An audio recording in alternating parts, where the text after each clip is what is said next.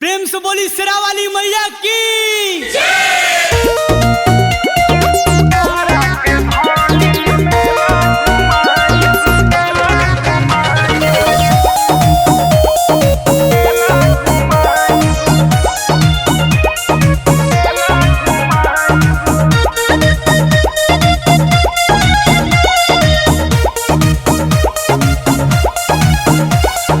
जातानी एटीएम पैसा लियाइब तोहरा के धानी मेला घुमाइब।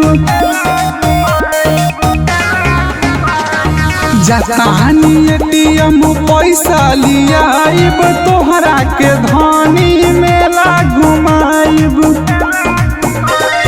मेला के नंबर बना ये गोरी हो, मेला के नंबर बना ये गोरी तोहरा के चाट चोमी खियाइब। जातानी एटीएम पैसा लियाइब तोहरा के धानी मेला घुमाइब।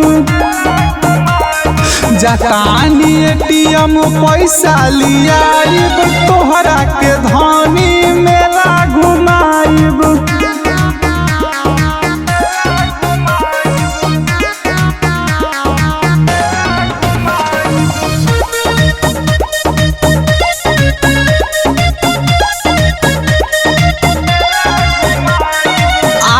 के पहिले बारली हदिया,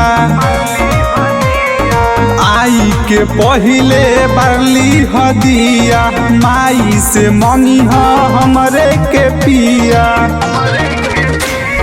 बन जइबू जदी हमार मेहर हो, बन जइबू जदी हमार मेहर, माई के कलसा हम धराइब। जातानी एटीएम पैसा लियाइब देवी माई के दर्शन कराइब।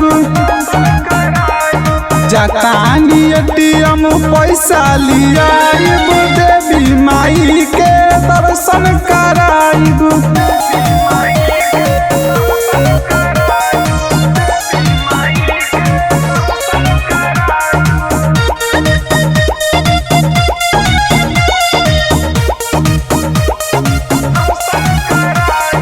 माई से अंकित तोहरे के मांगे,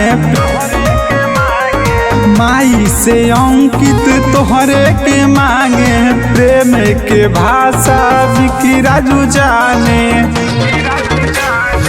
दुर्गा माई जदी चाहती है गोरी हो, दुर्गा माई जदी चाहती है गोरी, दुआरा बारात तोहरा हमी लगाइब। जातानी एटीएम पैसा लियाइब तोहरा के धानी मेला घुमाइब। जातानी एटीएम पैसा लियाइब तोहरा के धानी में